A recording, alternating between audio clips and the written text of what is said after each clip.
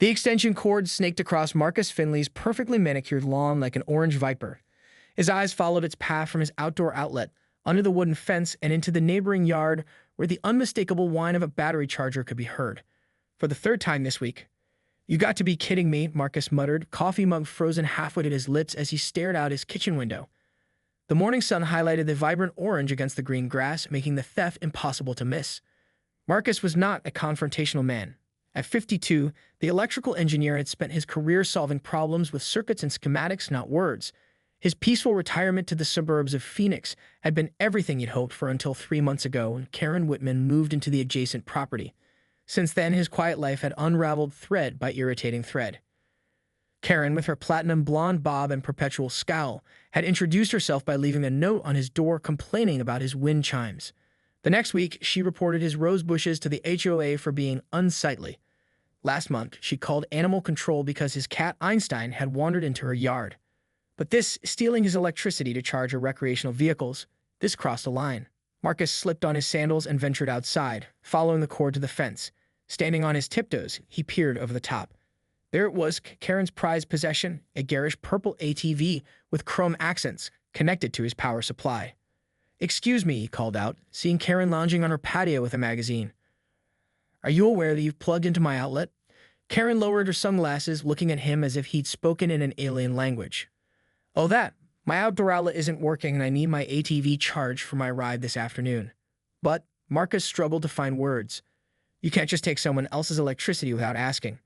"It's just a little power, Marcus," she said, pronouncing his name with thinly veiled contempt. "Don't be so stingy. Besides, what are neighbors for?" "Neighbors ask permission," he replied, his voice tightening. "And they certainly offer to compensate." "It's a few cents worth of electricity," Karen interrupted, standing now with hands on her hips. "Are you really going to make a federal case out of this? Perhaps you'd rather I speak to the HOA about that satellite dish you installed last week? Pretty sure that's against Regulation 7.3. Marcus felt his face flush. The satellite dish was perfectly within guidelines he checked, but Karen had a way of twisting facts and charming the HOA president that made him hesitate. "Just unplug when you're done," he finally said, retreating to his house, the taste of defeat bitter in his mouth.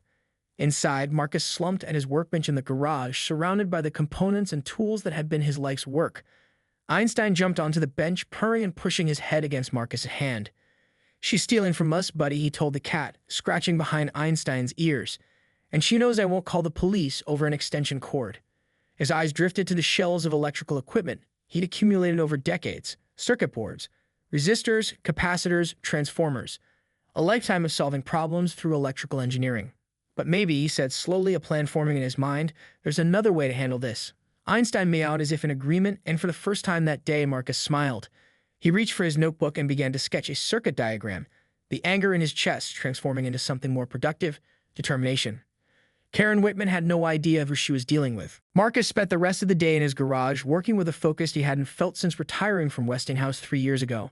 Einstein lounged nearby, occasionally batting at resistors that rolled too close to the edge of the workbench. "This isn't about revenge," Marcus explained to the cat as he soldered components onto a custom PB board. "It's about education. She needs to understand boundaries." His creation was elegant in its simplicity, a modified GFCI circuit with remote monitoring capabilities. It wouldn't harm Karen or her precious ATV, but it would certainly make an impression. The device would allow normal current flow for the first 30 minutes, then gradually reduce voltage while simultaneously sending alerts to Marcus's phone. If the power drain continued beyond an hour, the circuit would cut off completely, requiring a manual reset. "What do you think?"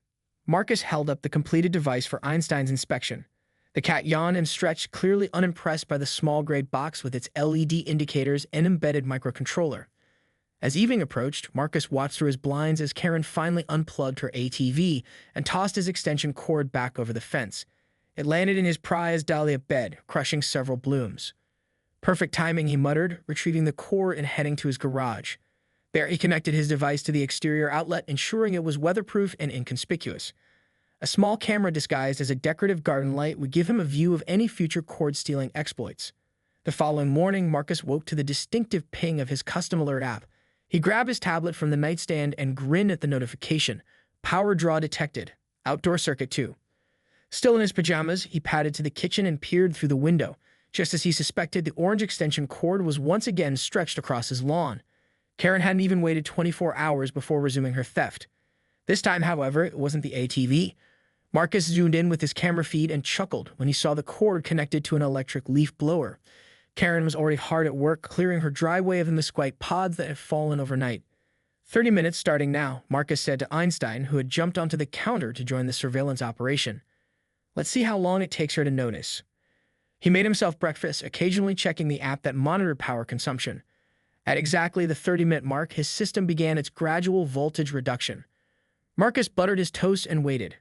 7 minutes later, the leaf blower's high-pitched whine began to falter. Through the camera, Marcus watched as Karen frowned and checked the power switch.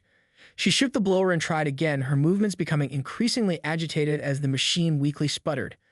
Marcus could read her lips as she muttered what were certainly not neighborly words. She unplugged the blower, examined the cord connections, and plugged it back in. The blower gave one last pathetic whir before going silent. Karen yanked the cord from the blower and stomped across her driveway, following the extension cord to the fence. She peered over into Marcus's yard, her eyes narrowing as she scanned for signs of him. Marcus ducked below the window line, but kept watching through his tablet. Karen disappeared from view for a moment, then reappeared with a platter. She set it against the fence and climbed up, now with a clear view into Marcus' property. "Marcus," she called out sharply, "your power outlet is faulty." For a moment, Marcus considered not responding, but the opportunity was too delicious to pass up. He walked outside, coffee mug in hand, feigning surprise at seeing her perched atop the ladder. "Good morning, Karen," he said pleasantly. "Is there a problem?" Her face flushed with a combination of anger and embarrassment. "Your outlet isn't working properly. My equipment keeps shutting off." "My outlet?" Marcus raised his eyebrows, taking a deliberate sip of coffee. "The one you've been connecting to without permission?" Karen's mouth opened, then closed. For perhaps the first time since he'd met her, she appeared momentarily lost for words. "I was going to mention it to you," she finally said, her voice shifting to the sugary tone she used when speaking to the HOA president. "I've been having electrical issues and the electrician can't come until next week." "That's unfortunate," Marcus replied, maintaining his calm demeanor. "But I'm afraid my outdoor circuit is quite sensitive. It's designed to prevent overloads and unauthorized use. Safety feature, you know." Karen's facade of sweetness cracked. "What are you saying?" Marcus smiled. "I'm saying that if you'd like to borrow power, Karen, all you need to do is ask. I'm happy to help a neighbor in need, provided they actually ask first." The staring contest that followed lasted 10 uncomfortable seconds before Karen finally climbed down from her ladder without another word. Marcus watched as she coiled up his extension cord and unceremoniously tossed it over the fence. As he retrieved it, Marcus felt a small sense of satisfaction. Round one had gone to him, but he knew Karen Whitman well enough by now to realize this wasn't over. Not by a long shot. The following week brought a heat wave that sent temperatures soaring to 112 degrees. Phoenix residents retreated indoors, cranking up air conditioners and straining the power grid. Rolling blackouts were announced on the local news, with neighborhoods scheduled for 2-hour outages on rotation. Marcus had prepared for this. His garage housed a compact generator and a battery backup system he designed himself. When the first scheduled blackout hit their neighborhood on Wednesday afternoon, his home maintained power for essential systems, while the rest of the block went dark. He was in his workshop tinkering with a new weather station project when his doorbell rang. Through the security camera, he saw Karen standing on his porch, fanning herself with a magazine. Her makeup was melting in the heat, giving her an almost clone-like appearance. Marcus hesitated, then opened the door, letting a blast of hot air into his air-conditioned foyer. "Karen," he said neutrally, "what can I do for you?" She peered past him into his lit home. "Your power's still on." "Backup system," Marcus replied, not elaborating. Karen shifted from one foot to another, visibly uncomfortable in the heat. "Look, Marcus, I know we've had our differences, but my AC is out and it's over 100 degrees. My frozen food is melting." "That's unfortunate," Marcus said, echoing the same words she used when he confronted her about stealing his electricity. Karen's expression soured, then she forced a smile. "I was wondering if I could plug my refrigerator into your backup system, just until the power comes back on. I'd be happy to compensate you." Marcus studied her face, searching for signs of deceit.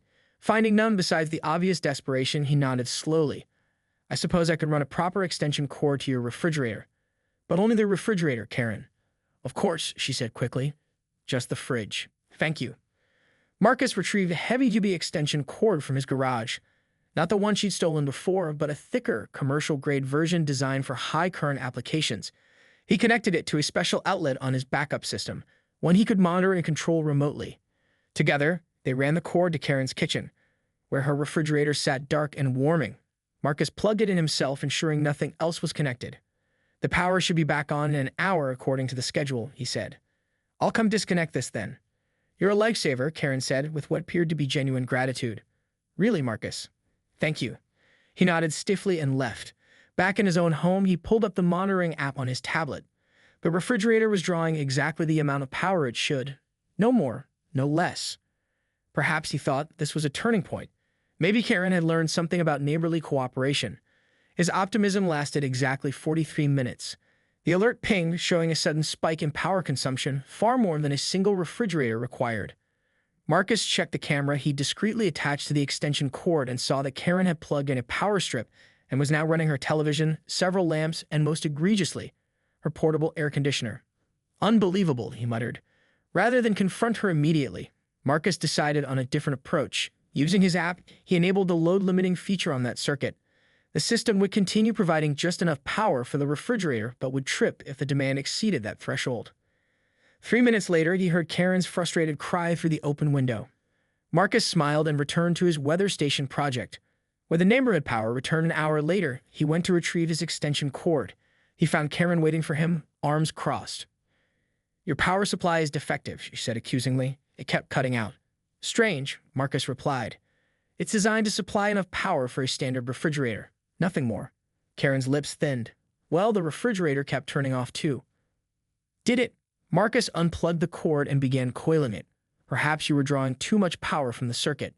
"I only plug in a few essential items," Karen lied smoothly. "I'm sure you did." Marcus finished coiling the cord and headed for the door.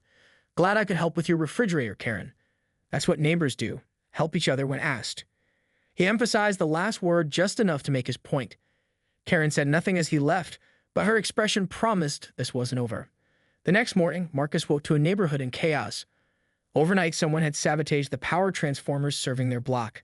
The electric company's trucks lined the street as technicians worked to restore service. Marcus joined his neighbors gathered on the sidewalk, watching the repairs. "Deliberate vandalism," reported Sam Chen from 2 doors down. "Someone climbed the poles and tampered with the equipment. They're saying it'll be at least 2 days before full power is restored." 2 days, gasped Melissa Rodriguez, a young mother holding her crying infant. "In this heat, the baby's formula needs refrigeration." Marcus felt a pang of sympathy. The temperature was already climbing, promising another scorching day. Then he spotted Karen, standing apart from the group, sipping iced coffee from an insulated tumbler. She caught his eye and raised the tumbler slightly, as if in toast. With a sudden chill that had nothing to do with the weather, Marcus realized what had happened. Karen had arranged the power outage, perhaps through a connection at the electric company or by hiring someone who knew how to sabotage the equipment. She orchestrated a neighborhood crisis just to get at him. And she knew he'd be forced to help the neighbors with his backup system. Midnight found Marcus hunched over his workbench, the glow of his desk lamp casting long shadows as he made final adjustments to his device. Einstein had long since abandoned him for the comfort of the bed, but Marcus couldn't rest, not with Karen's extension cord still drawing precious power from his reserves. The device he was modifying, nicknamed the Equalizer during his Westinghouse days, was elegant in its complexity. It monitored power signatures with millisecond precision, distinguishing between authorized and unauthorized usage. But its true genius lay in its response mechanism. "This isn't just about stopping her anymore," Marcus murmured to himself as he soldered the final connection. "It's about exposing her." By 2 a.m., his creation was complete. The modified equalizer would not only detect Karen's power theft, but would trace the electrical signature of every device connected to her home grid. More importantly, it would document her tampering with the neighborhood transformer, evidence he could take to the authorities. Marcus stepped outside into the sweltering night. Even at this hour, the temperature hovered near 95 degrees. The neighborhood was eerily dark except for the few homes running on his backup power. Extension cords snaked across lawns like luminous rivers in the moonlight. He followed Karen's cord to his outdoor outlet, where he carefully disconnected it and installed his device. Then he reconnected her cord, ensuring everything appeared untouched. The equalizer would allow normal current flow while collecting the data he needed. "First phase complete," he whispered, wiping sweat from his brow. Back inside, Marcus collapsed into his recliner, setting an alarm for 7 a.m. He needed a few hours of rest before implementing Phase 2. The alarm seemed to blare only minutes after he closed his eyes. Groggily, Marcus checked his monitoring system. Karen's ATV had drawn power all night, severely depleting his reserves. The neighbors' essential systems were starting to show low power warnings. Outside, the neighborhood had taken on an apocalyptic atmosphere. People sat on porches seeking relief from their stifling homes. Children filled waiting pools with hose water, creating makeshift cooling stations. Coolers of rapidly melting ice were shared among families. Marcus spotted Melissa Rodriguez trying to soothe her wailing infant in the shade of a tree. Her expression was one of exhausted desperation. That settled it. Phase 2 couldn't wait. Marcus returned to his garage and retrieved a specialized handheld device, a power tracer that could follow electrical signals through walls. With this, he could confirm his suspicions about Karen's alternative power source. Casually, as if checking his own property line, Marcus walked along the fence bordering Karen's yard. The tracer silently mapped the electrical currents flowing beneath the ground. There it was, just as he'd suspected. Karen had tapped into the commercial power line that serviced the strip mall behind their neighborhood. It was illegal, dangerous, and exactly the kind of selfish solution he'd expect from her. As he completed his circuit of the fence, he spotted Karen emerging from her house. She wore a crisp white tennis outfit despite the heat emergency, not a hair out of place. "Beautiful morning, isn't it, Marcus?" she called out, her voice dripping with false cheer. "Staying busy with all your community service projects?" Marcus smiled tightly. "Just making sure everyone's managing through the outage. Though I notice you seem quite comfortable." "I'm simply better prepared than most," she replied smugly. "My contractor installed an excellent backup system during my renovation." "How fortunate," Marcus said. "I'd love to see it sometime. I'm always interested in alternative power solutions." Karen's smile faltered momentarily. "Perhaps another time." "I'm late for brunch with the HOA board." Of course she was. Marcus watched her climb into her air-conditioned luxury SUV and drive away, leaving her neighbors to suffer in the heat. The moment she was gone, Marcus moved to Phase 3. First, he reconfigured his power management system to prioritize the neighbors' critical needs. Then he retrieved the final component of his plan from a locked cabinet, a custom-built power router that would give the equalizer its real teeth. Installing this device required access to Karen's property. Normally, Marcus would never trespass, but these weren't normal circumstances. Lives were potentially at risk from her selfish actions. He waited until the neighborhood was quiet during the post-lunch heat stupor, then slipped through a gap in Karen's rear fence, the same one Einstein used on his neighborhood wanderings. Karen's backyard was an oasis of green in the desert landscape, a testament to her disregard for water conservation regulations. Marcus quickly located the junction box where she'd made her illegal connection to the commercial power line. The work was professionally done, confirming his suspicion that she'd hired someone with electrical expertise. Working rapidly, Marcus installed the router at the junction. This device would activate only when the equalizer detected Karen's ATV drawing power from his outlet. When triggered, it would redirect a portion of Karen's illegally obtained commercial power back into Marcus's grid, replenishing his reserves and helping the neighbors. It wasn't theft. Marcus considered it more of a power redistribution tax. Karen would never notice the small percentage being diverted, but it would make a crucial difference to his depleted system. Installation complete, Marcus hurried back to his own property. Now all he needed was for Karen to take the bait. She returned from her brunch 3 hours later, driving past the suffering neighbors without a second glance. Marcus watched through his window as she immediately went to her garage and emerged with the extension cord, heading straight for his fence. The security alert pinged on his tablet. Karen was reconnecting to his outlet. Marcus allowed himself a small smile as the equalizer activated. On his monitoring screen, he could see both systems functioning perfectly. Karen's ATV was drawing power from his outlet, while the rerouter was simultaneously channeling energy from her illegal connection back into his grid. The elegant circuit was complete. Over the next few hours, Marcus watched in satisfaction as his power reserves began to replenish. The homes depending on his system maintained their essential functions, and he was even able to add 2 more neighbors to the grid. By evening, word had spread through the neighborhood about